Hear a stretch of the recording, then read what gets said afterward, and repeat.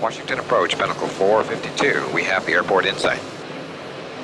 Pinnacle 452, Washington approach, cleared visual approach, runway 34 right. Contact Washington Tower 119.0. Good day. Pinnacle 452, cleared visual 34 right. Washington approach, November 26124, approaching the mall. Citation 26124, Washington approach, traffic 1 o'clock, 5 miles westbound, Boeing 757 descending through 5,000 for runway 34 right. Do you have that traffic in sight? Did he say 757? Yeah, there it is. Oh. Affirmative, Washington. I have the 757 in sight. Citation 124, you're 4 miles behind the Boeing 757, caution wake turbulence. Follow that traffic, cleared visual approach, runway 34 right. Contact Washington Tower 119.0. Pinnacle 452, can you accept 34 left, following traffic 34 right? Roger, Washington 34 left, no problem.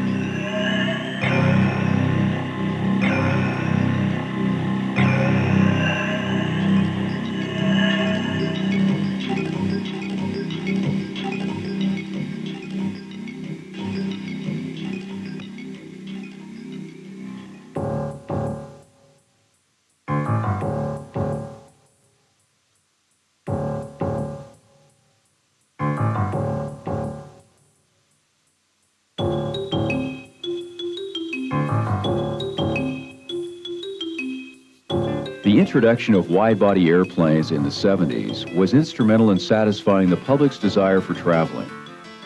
In order to safely avoid the wake turbulence associated with these aircraft, separation standards were developed that established aircraft weight categories and distances.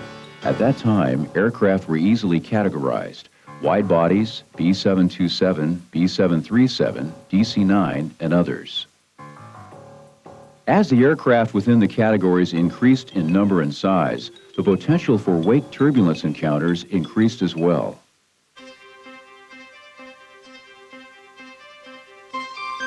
Today, there is almost a continuum of aircraft sizes as manufacturers develop the airplane family concept of new transport and corporate aircraft.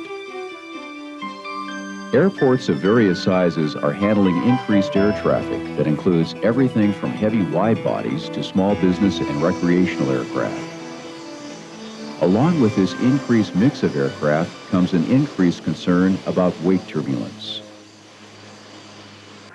Wake turbulence, being a natural byproduct of powered flight, is generated by the lift created by the aircraft wings and helicopter rotor systems.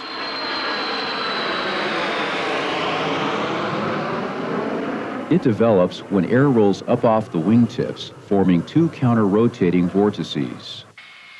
The strength and effect of a trailing vortex is predominantly determined by the size, weight, speed, and wing configuration of the aircraft producing it. The strongest and potentially most dangerous wake turbulence is produced when the aircraft is heavy and flying slowly.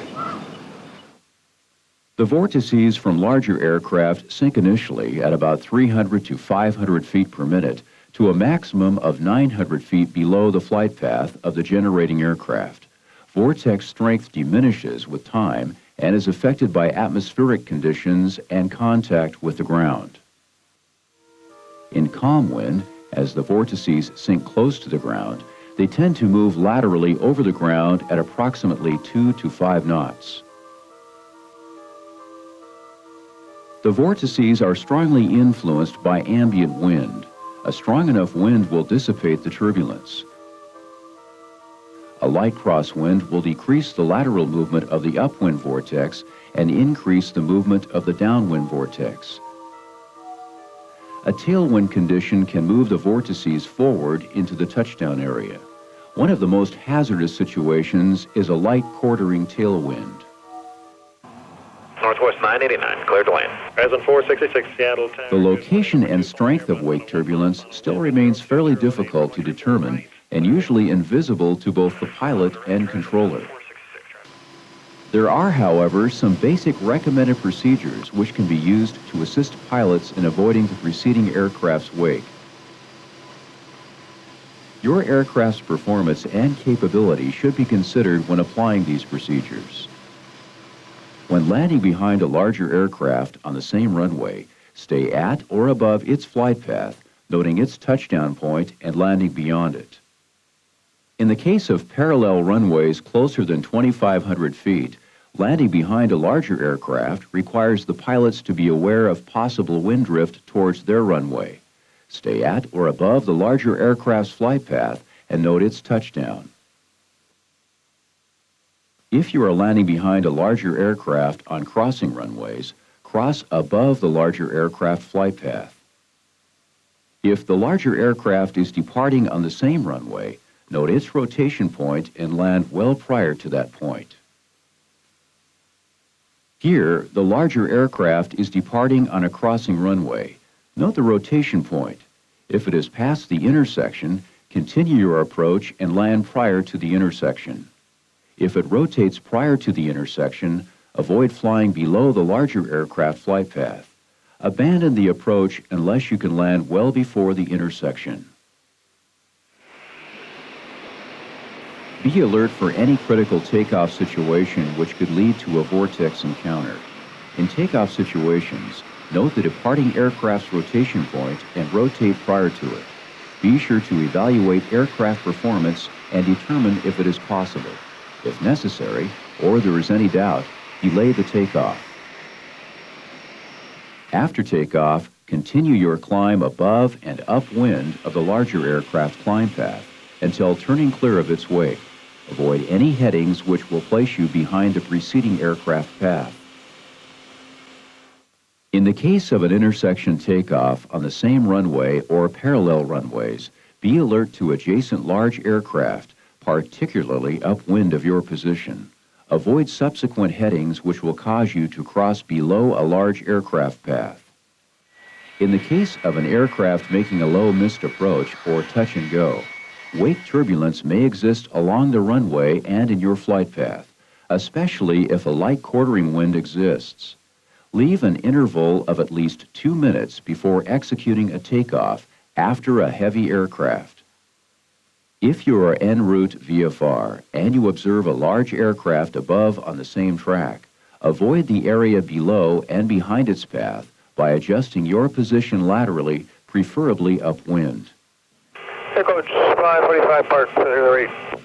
The other key player directly involved with avoiding wake turbulence is air traffic control. Air traffic controllers are required to provide radar and wake turbulence separation or visual separation until the pilot accepts visual separation or a visual approach.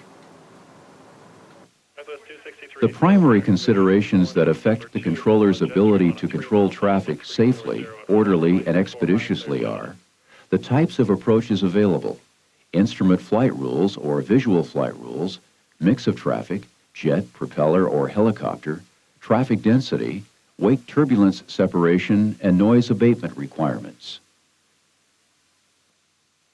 Traffic density is the major factor in the amount of airplanes that can be safely, orderly, and expeditiously landed or departed.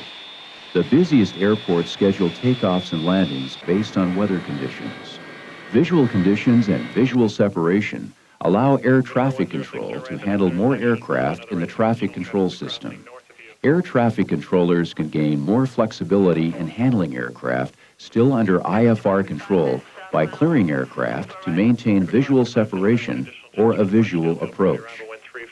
Radar 1101, cleared mall visual approach, runway 34 left, advise when you have that traffic in sight. There are several factors a controller should consider before clearing an aircraft to maintain visual separation or for a visual approach when wake turbulence separation must be applied.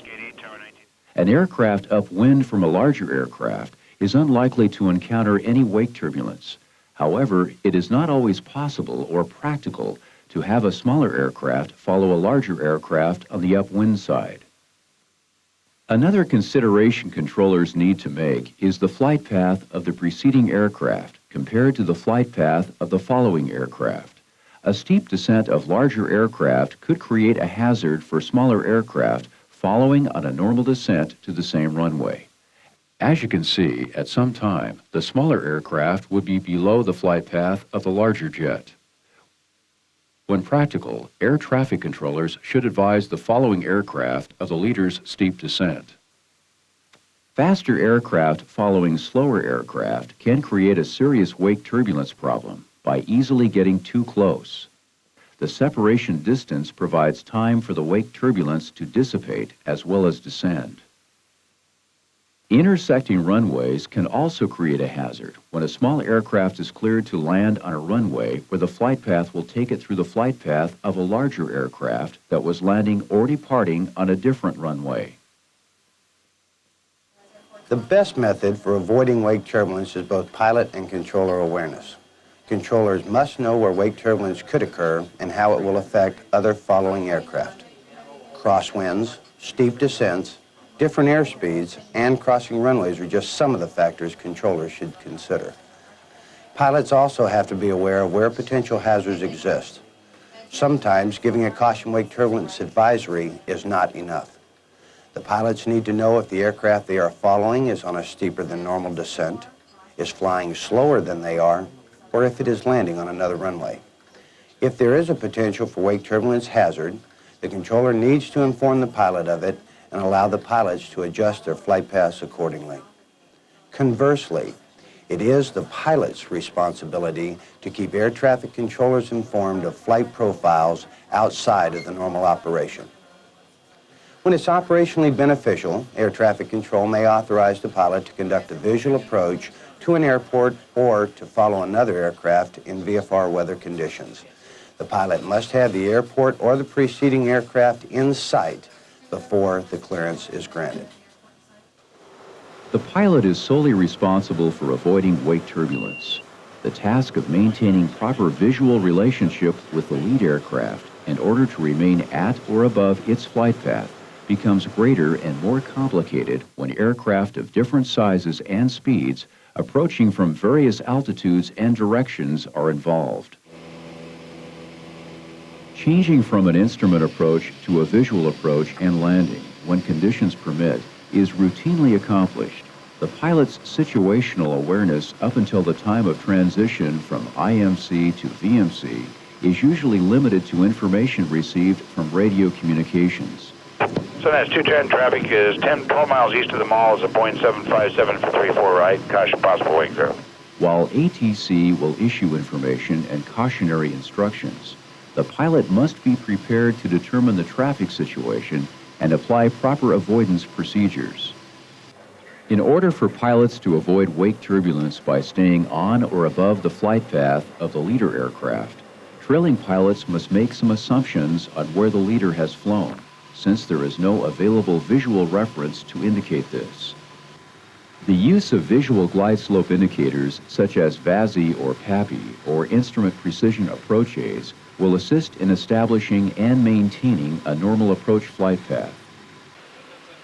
When available to the pilot, the ILS glide slope can assist in determining the flight path of a leader aircraft. However, it is not foolproof. In fact, the leader aircraft may have flown above the glide slope for wake turbulence avoidance or other reasons. If external aids are not available and obstacles are not a factor, a descent rate of 300 feet per nautical mile traveled approximates a 3-degree flight path. The aircraft should be stabilized on a flight path as early as possible, but not later than 500 feet above the ground. One way to determine the flight path the leader aircraft has flown is to line up the leader aircraft with the anticipated or normal runway touchdown point. Visualize an extension of the line between those 2 points. This technique assumes the leader has flown a consistent flight path and is using a normal touchdown point. While following an aircraft, extending an imaginary line from your aircraft through the leader to the runway should end at the normal runway touchdown point. If it ends at a point down the runway, the trailing aircraft is probably below the flight path of the leader. If the line extension is prior to the touchdown point, as in an overrun, the trailing aircraft is probably above the leader flight path. When ILS approaches are being used in VMC, consideration may be made by the pilot of the trailing aircraft to fly at or above the ILS glide slope. This assumes the leader aircraft is positioned on the glide slope.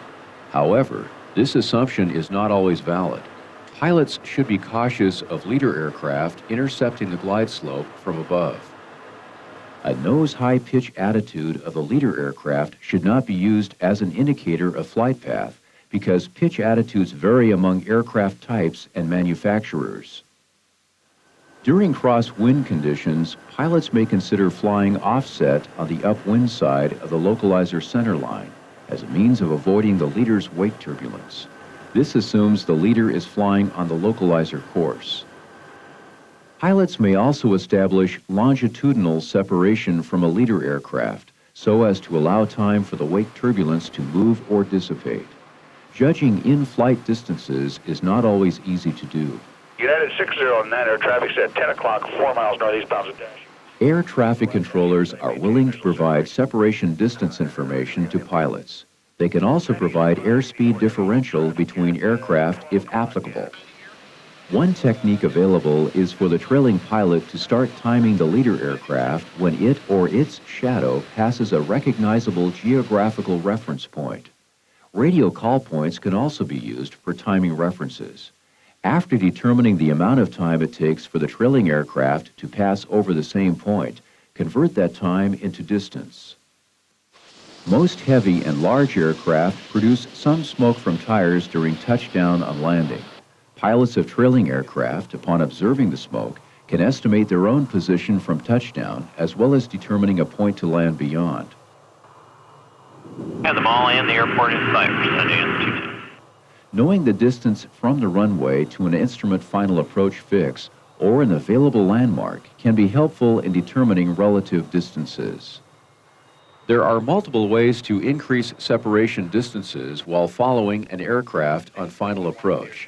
Several factors should be considered, however, before implementing these techniques: aircraft performance, in-flight visibility, coordination with ATC, and other traffic in the pattern that are taking off or preparing to take off. Airspeed reduction is an obvious choice of most pilots for increasing separation, but it is usually limited to small changes because of aircraft performance or ATC restrictions. Pilots must not reduce airspeed below the aircraft's minimum safe operating speed.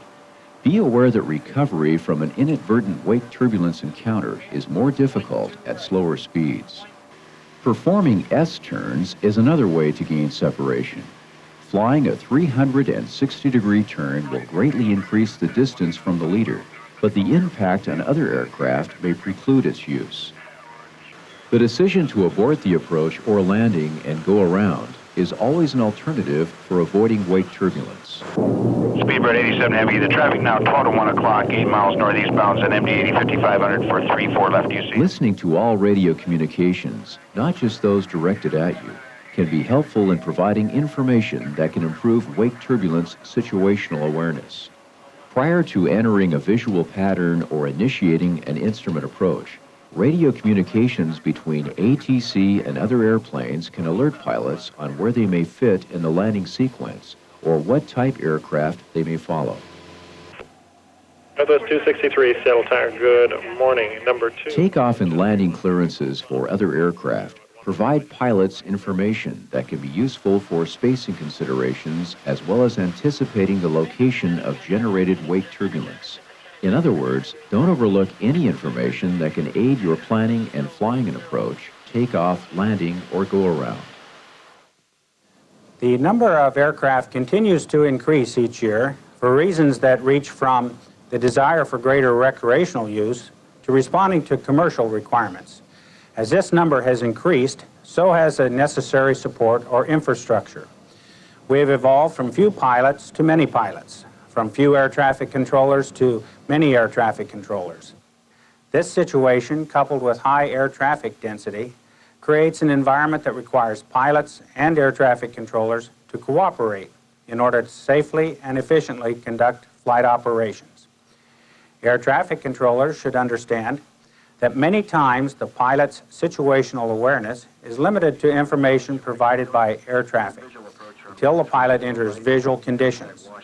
This means initially that it may be difficult for us to visually detect whether we may be overtaking the leader aircraft or where we are relative to the leader's flight path. We as pilots can assist air traffic in several ways. One way is to understand that controllers are continually challenged in sequencing arrivals with departures, planning for different aircraft with different performance characteristics, and applying wake turbulence separation criteria.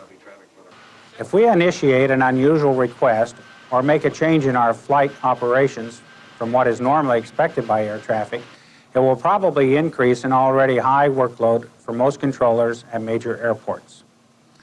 Timely, precise, and disciplined radio communications with air traffic improves the flow of vital information. Now let's review the reenactment of the wake turbulence encounter you watched at the beginning of this video and see where increased awareness might have prevented the incident. The leader aircraft is coming in high and slow because its descent was delayed. Although not typically a problem, it contributes to the situation which arises.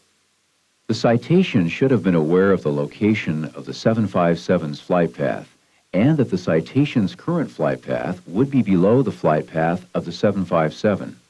The pilots lacked sufficient situational awareness of the possibilities. Putting the 757 on the left runway with the trailing citation on the right positioned the citation downwind from the 757. Light winds enabled the wake turbulence from the 757 to drift to the right. Additionally, if the controller had been aware that there was potential for reduced separation upon landing and of the 757's higher approach path, he could have warned the citation of its closure with the 757, and he could have given important information regarding the 757's flight path by advising the following aircraft that the leader aircraft was higher.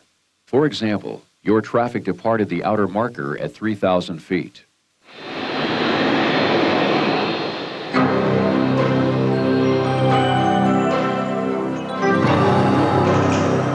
Wake turbulence is one of many factors that pilots and air traffic controllers must overcome to fly safely. It takes cooperation, awareness, and the understanding of each other's requirements to safely avoid wake turbulence.